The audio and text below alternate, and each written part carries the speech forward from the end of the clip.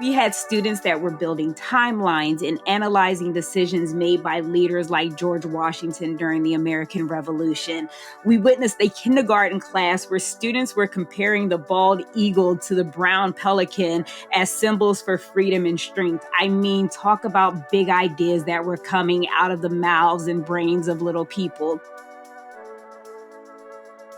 Welcome to the brand new History Matters podcast. I'm your host, Barbara Davidson, President of Standards Work and Executive Director of the Knowledge Matters campaign. Today I'm sharing my conversation with Ebony McKiver, a former high school social studies teacher in Baltimore, Maryland, who was also social studies coordinator for the state of Nebraska.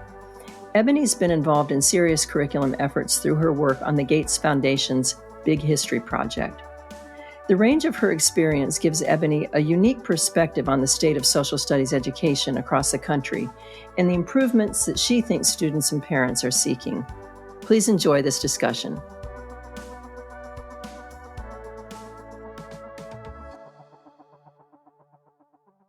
I want to start off, Ebony, by asking you to take a crack at connecting that background with this campaign that we're on, this campaign to make some good trouble about the need for more and better elementary history instruction. Welcome, and can you do that for me, my friend?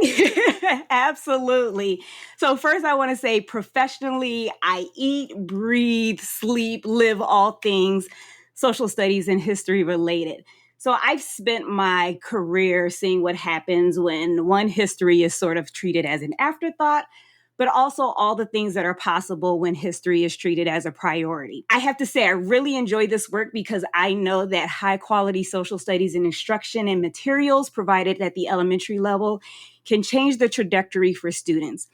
There are many reasons why it's not right now, but that isn't my goal. My goal is to make sure that excellent social studies instruction in curriculum is provided to every student at every grade level, and that should be the rule and not the exception.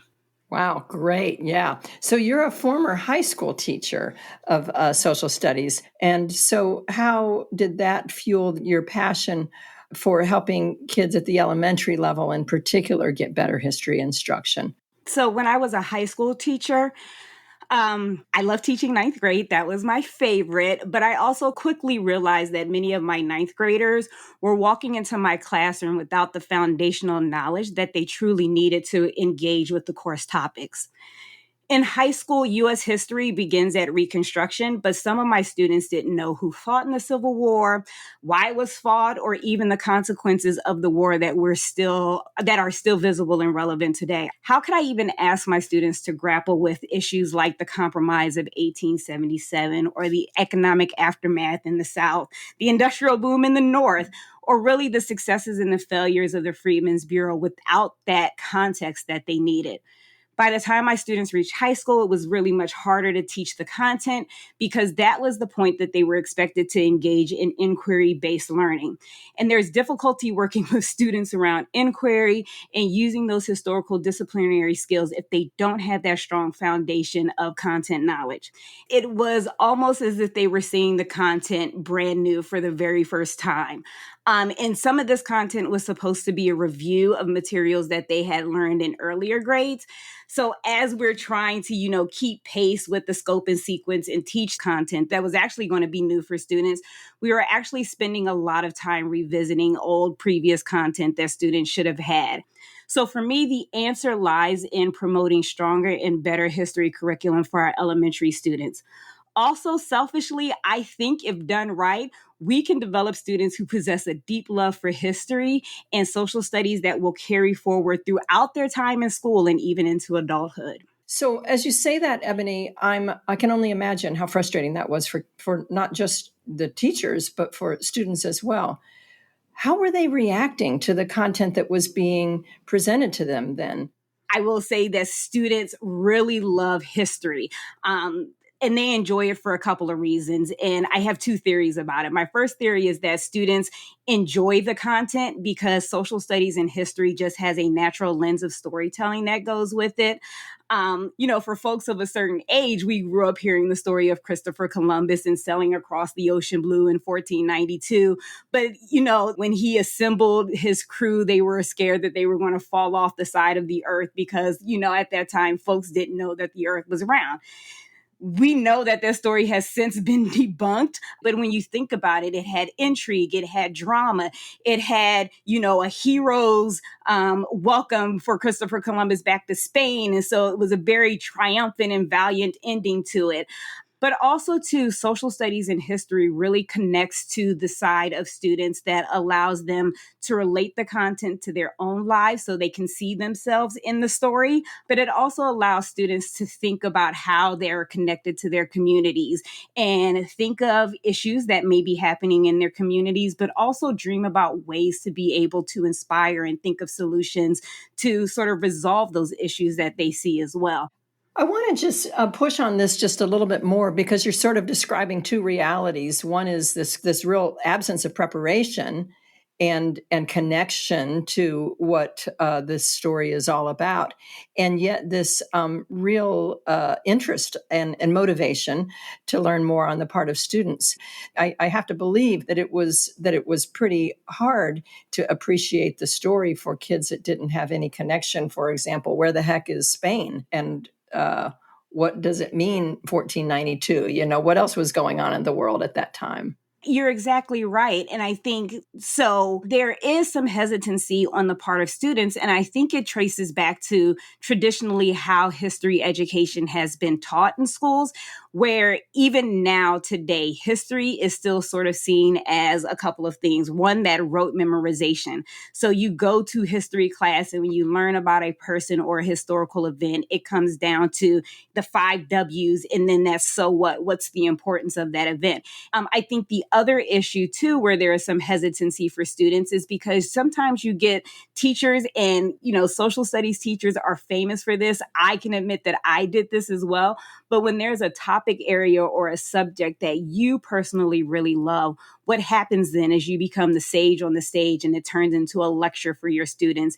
And so when that happens, you start to see, the eyes roll back in the students' heads and they begin to doodle and drift off, and then they're not engaged with the materials as well.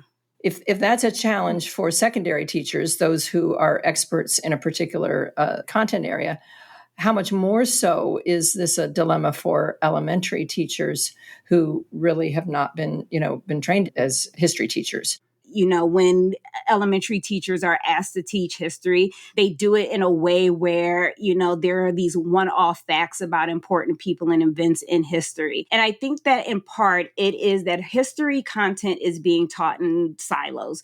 And I like to call it the history highlight reel. And so students get those big pieces of information.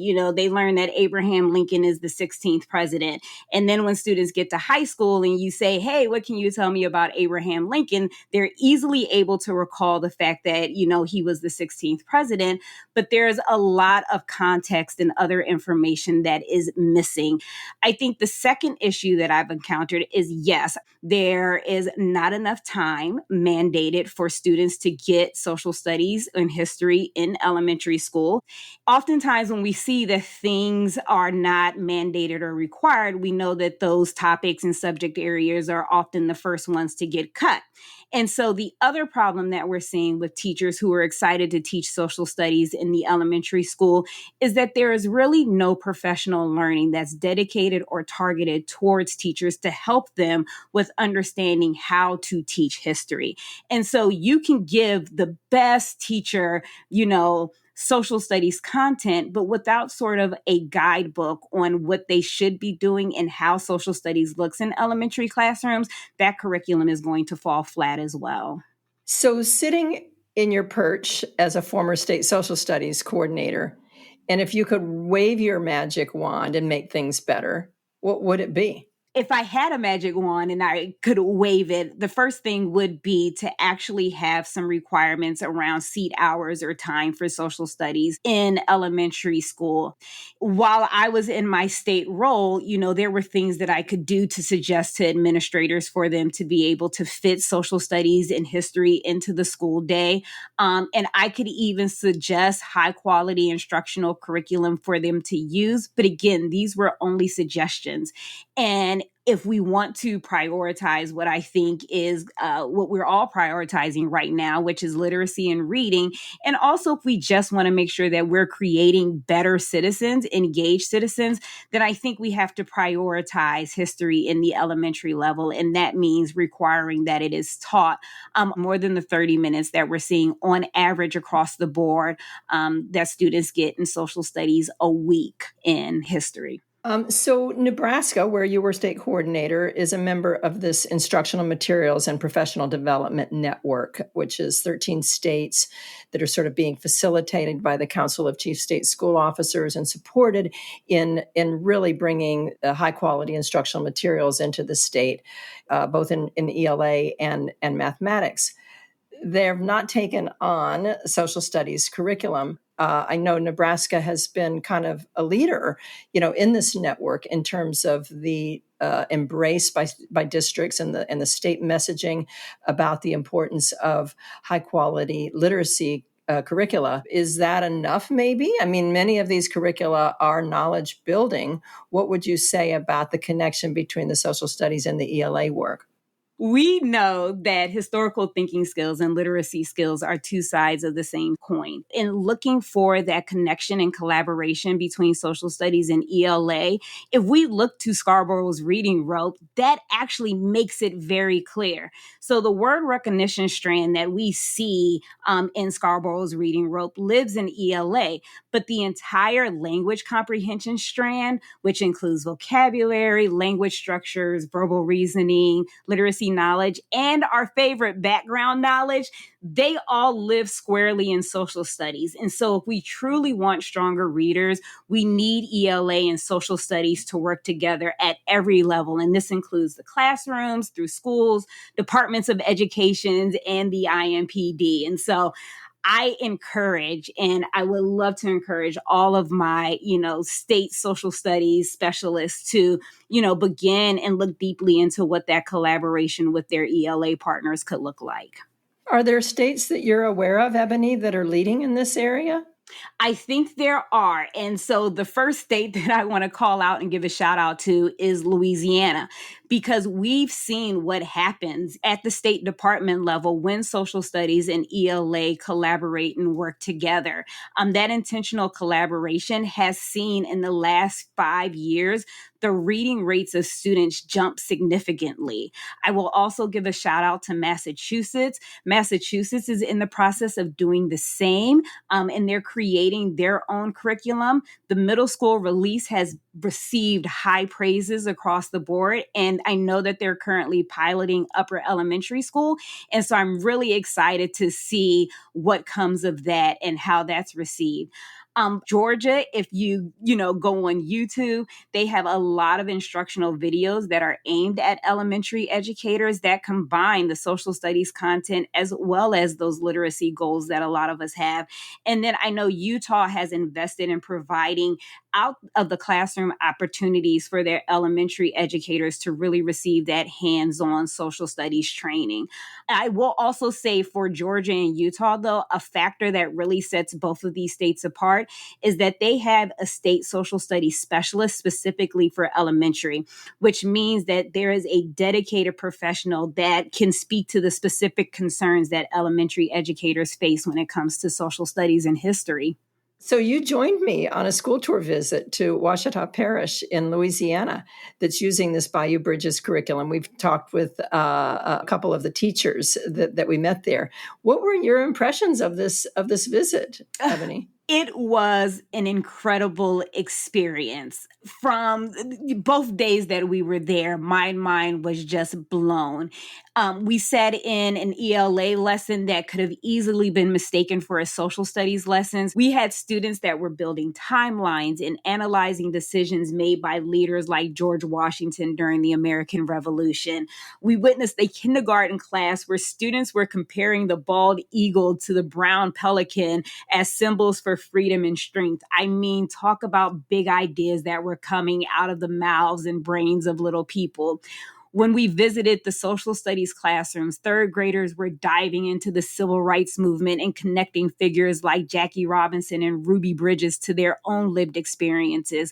Fifth graders were exploring the scientific revolution and debating how the heliocentric theory and advancements in medicine reshape both religion and society. I mean, come on. But it is proof that when you prioritize social studies and you work intentionally with other content areas, especially ELA, all students, no matter their age, are capable of engaging deeply, mastering historical content, and also applying historical thinking skills. Love it. So I think it's time we have to wrap up, sadly. Oh, But man. I want to ask you the last question, which I'm trying to ask everyone on this podcast. What's giving you hope for the future of social studies instruction, and particularly at the elementary level? What's giving me hope is that more and more school districts are reaching out and trying to figure out how can they implement and adopt high quality instructional materials at that level. I talk to teachers often who, again, and I said it before, are very excited about the idea and the prospect of being able to bring social studies in their classroom.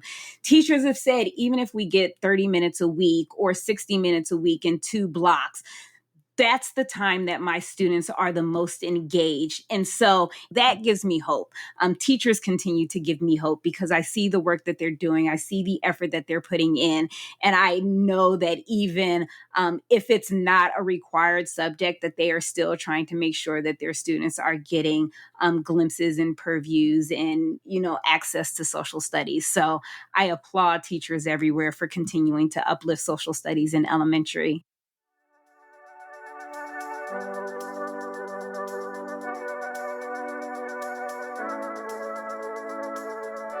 This podcast is produced by the Knowledge Matters campaign. You can learn more about our work at knowledgematterscampaign.org.